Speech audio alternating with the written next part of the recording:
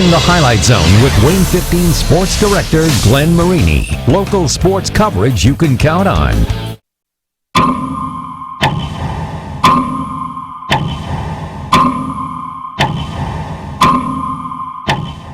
I mean, I'd be lying if I didn't say this is a game we've thought about, that regional game we've thought about for the last 9 months. It's a big rivalry. You grew up watching it all the time, so it just brings the best out in both teams. I'm not going to let them run the ball. We're going to take that away from them. We're going to make sure that passing game's gone too. They're not unbeatable. They're really good. They're not unbeatable. That's a huge motivator. We've been working towards this for 9 months now. You know, 2 really good programs, 2 good football teams coming at it. You couldn't ask for anything more. Well, I wish I could take credit for the nickname of this game, but it was former Adams Central star Hunter Bates who brought it to my attention, the Rural Rumble. Yeah, it took center stage this week. Only 6 miles between Adams Central and South Adams, which means it's a rivalry game that gives us the best of what high school sports should be. Colton Howard joins us with your Highlight Zone Game of the Week. Colton? Yeah, Glenn, last year it was a tale of 2 teams. In Week 6, South Adams grounding the Jets 42-14. The 2 meeting again at regionals with the Jets turning the table, ending the Starfire season with a 19-7 win. Adams Central at South Adams. It's your Highlight Zone Game of the Week. Both teams ranked in the top 5 in the 1A state polls. Starfires ranked 2nd in the state, while the Jets ranked 5th. First quarter, the Flying Jets are driving. Mason DeRue breaks the tie with this 34-yard rushing touchdown, gives AC the lead at 6-0. PAT was no good, but hey, the fans are still having themselves a good old time. More ground and pound coming in the second quarter. Starfire handoff to Christian Somerset. He punches it in for the tying 6, and a good PAT gives South Adams the lead now at 7-6. Under 2 minutes to go till halftime. Trevor Curry, the boot of steel, knocks through a 35-yard field goal, gives the Jets the lead again in the second quarter. But the Starfires say, hey, we'll see about that. James Arnold, it took him some time to get going. He connects with Trey Schock, and the Starfires head into the half leading 15-9 after a successful 2-point conversion. To the third quarter, more South Adams offense. Arnold adds a touchdown pass, this time to Braden Bixler, and the black and gold rolling up 22-9. And to end out the third quarter, it's Miller time. Nick Miller up the gut, he punches it in, and South Adams wins 29-9. James Arnold, take it away.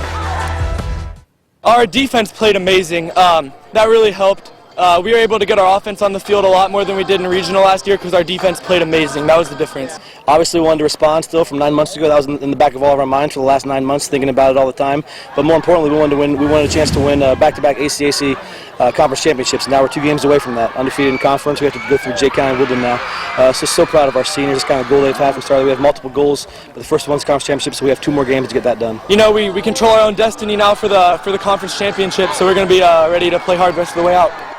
Well said. Next up, South Adams heads to Jay County next Friday, while Adams Central would have played Southern Wells, but have a bye week instead. Glenn, back to you. All right, great rivalry game there. Hey, let's move to the SAC, where right now it's a 3-horse race between Homestead, Dwenger, and Carroll. Spartans with a slight advantage. If they win out, they win the victory bell again, but tonight they had Northside, and you know they can score.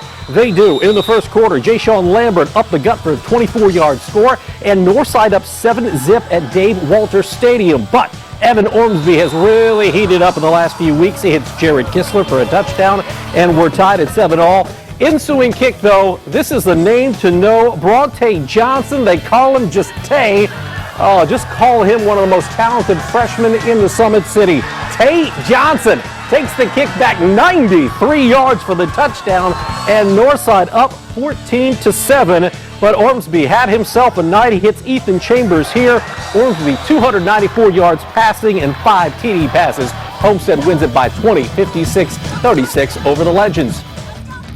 Dwenger looking to stay in that SAC race. The Saints with their work cut out, hosting a 3-2 Concordia team, but a Cadets team 3-0. Well, they've had all their players.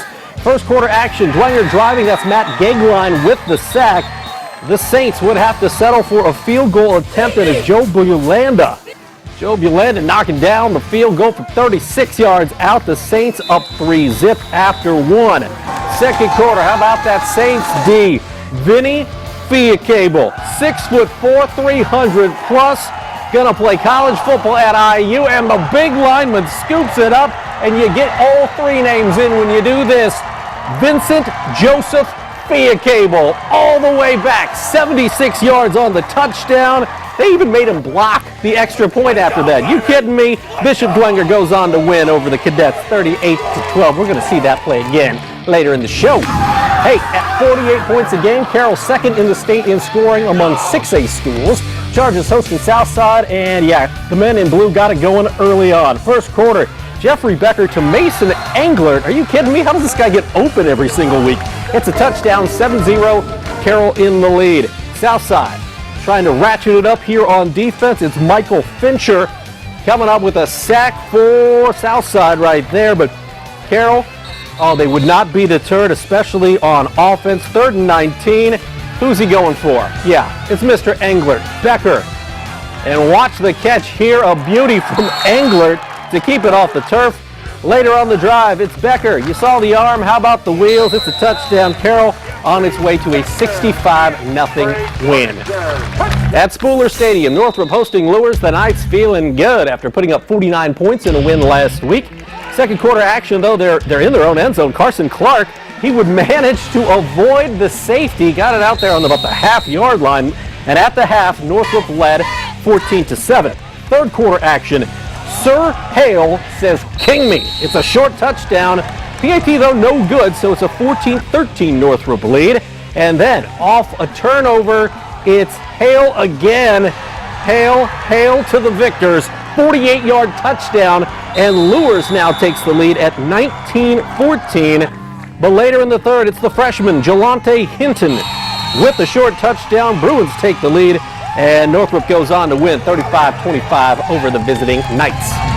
Our last stop in the SAC, Snyder at Wayne. The Panthers are playing better of late. They'd won 2 of their last 3 coming in. And part of the reason, their ability to dominate the line and run the football. Tyrese Brown gets down to the 1. Next play, give it to the guy that got you there. It's Downtown Brown with the 1-yard touchdown plunge. 7-0, Snyder in the lead. Let's fast forward to some second quarter action. The Generals, Chris Thomas, has been good all year long. He hits pay dirt for Wayne.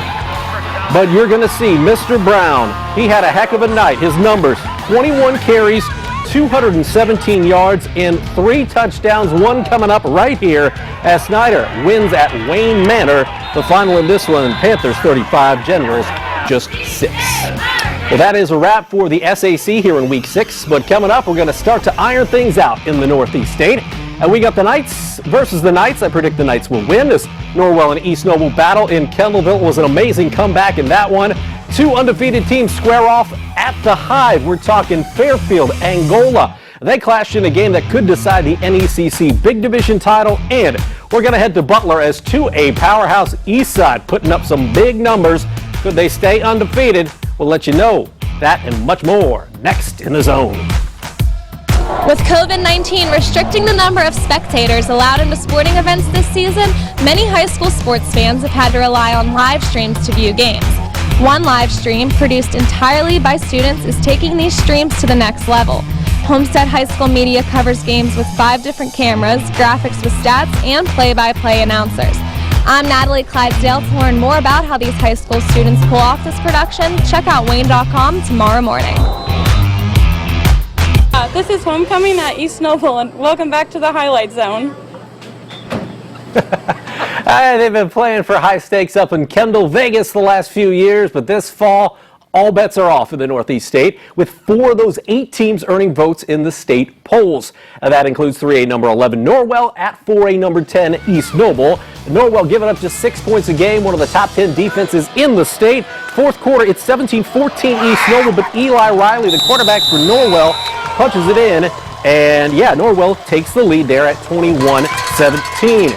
Later in the fourth, looking for some more offense, it's Riley to Luke Graff. Great catch, but it would only lead to a missed field goal by Norwell, so East Noble's got a chance. Late fourth, though, you see, East Noble can't get it done, and old victory formation for Josh Gerber's team as Norwell, who was down 17-0 at one point in this game, they come back to win it in Kendallville, 21-17.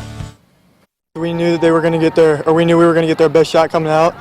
So, the coaches just told us, what, we're going to take their best shot and then we're going to come back and we're going to come back stronger than they came at us. So even when we got down 17, that's just kind of the mentality we had and we knew what we could do. So it helps us in the future because we have confidence now. We know that we're a big team. We know we're good in the conference and we know that we can make it far in sectionals. So I think if we keep this up and keep our heads in it, we should be able to go far this year. At gorgeous new Eagles Stadium, Columbia City, 3-0 in conference. The Eagles tied with Leo for the league lead. New Haven trying to knock the Eagles off their perch. This would help. It's third quarter. Jerome Jackson with the touchdown, but Columbia City up on New Haven, 28-12. Later in the third quarter, Williams looking at Jalen Carpenter. This would be a touchdown. Williams, a huge night, 392 passing yards, 4 passing TDs. That cuts the deficit to 10 for New Haven at 28-18. But in the fourth, it's Abe Barrera with a touchdown as Columbia City continues to look good. They win it 35-32. Speaking of looking good, Bob Worthman Stadium after beating East Noble in last Friday's game of the week. Leo riding high, Lions at Belmont. The scoring starting early. First quarter, Jackson Barber to Rylan Crawford, and Crawford is gone. You're going to see more from him in a minute as Leo stakes itself to an early 7-zip lead. More Leo, more Barber, more Crawford. Crawford, just a junior. He had 3 catches for 148 yards and 3 TDs. That's right, every catch he made turned into a touchdown, and he averaged almost 50 a catch. It's 14-0 at that point. Later, it's Barber finding someone else. It's Max Leffler with a touchdown from 14 yards out. And Leo goes to Decatur and rolls in this one. The Lions win 48-13. Last stop in the NE8, we're talking Huntington North and DeKalb. The Barons taking Columbia City to overtime last Friday night. Could they carry it over? Well, third quarter, Huntington North up 21-12. Aiden Dennis looks like he's got a big first down run for the Vikings, but Tanner Jack, the jack of all trades, what doesn't he do for the Barons? He would help force that fumble, and the Barons get the ball back, albeit down 21-12. Let's fast forward to the fourth quarter. Dennis says, you know what, I fumbled there, I'm going to make up for it right here. It's Aiden Dennis with the touchdown for the Vikings as Huntington North goes on to win this one on the road, 28-12 over DeKalb. NECC Big Division, this one may go a long way in crowning a conference champ. At both Fairfield and Angola coming in undefeated. First quarter, Angola picking up the fumble here. It is Kyle Brandt, and Kyle Brandt is gone. 64 yards on the return, and 7-0 Angola up in the early going. However, Matt Thacker's team can play. Corey Lance with the QB keeper for the Falcons. 2-point conversion was good, and Fairfield takes an 8-7 lead. Second quarter action. We got Tucker Hasselman at quarterback for Angola. He punches it in. Angola back in the lead, but it would be Fairfield's night as the Falcons go to Angola and win a huge game, 29-17 Fairfield. Eastside's defense coming off 3 straight shutouts. If they could do it again, this Blazers D would go a whole month without giving up a point. Not talking about defense here. We're talking about, that's Laban Davis to Lane Burns. It's 57 yards on the touch, 14-0 in the first quarter. Eastside looking good. How about this? That defense we were talking about? Yeah, Johnny X says we make plays. It's an interception, and yes, Eastside would shut out Prairie Heights, so 4 straight shutout for Todd Mason and his team.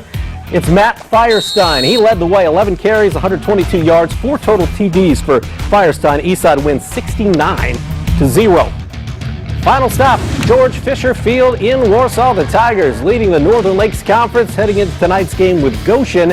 Pick this one up on Warsaw's first possession. It's Aaron Green tossing it to Julius Jones, and he picks up a big first down, a truck there, and another right there out of bounds. Now, a couple plays later, you're going to see Aaron Green take it in for a touchdown. If you haven't seen our story on Aaron Green, check it out on Wayne.com after the show.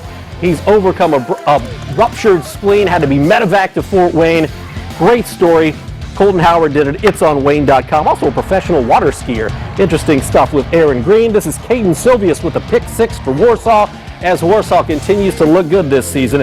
Tigers take it 41-28. We got your highlight zone. Peter Franklin Jewelers Gem of the Night coming up next.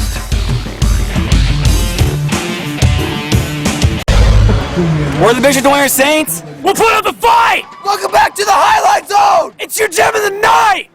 Yeah, last week it was a diving touchdown grab by Concordia's Tyler Grossman that took this baby home. Could we top it tonight? Well, we had a little rumbling, stumbling touchdown action, and it was good stuff as we present you with your Week 6 Gem of the Night, as always brought to you by our good friends at Peter Franklin Jewelers. We got to go back out to Shields Field with my man, Vincent Joseph Fiacable. The play started on the 18. He picked it up about the 24. Quick math, that's about 76 yards on the return. The big guy, 6'4", 300 plus. They're going to love this kid down at IU. I know Tom Allen and head offensive line coach Darren Hiller excited to see this guy when he gets to Bloomington. It's Vinny Fiacable taking it back with a touchdown. Love to see him run. And again, they had him blocking the extra point after this. Come on, Jason Garrett. Get it together. Gem of the night. It is Mr. Fiacable. All right, so key games for next Friday night. Carroll at Homestead. I can tell you right now that is going to be your highlight zone game of the week. Going to go a long way in determining who wins the SAC. Should be a good one. Bishop Dwenger is at Bishop Luers in the Battle of the Bishops. Totem pole game.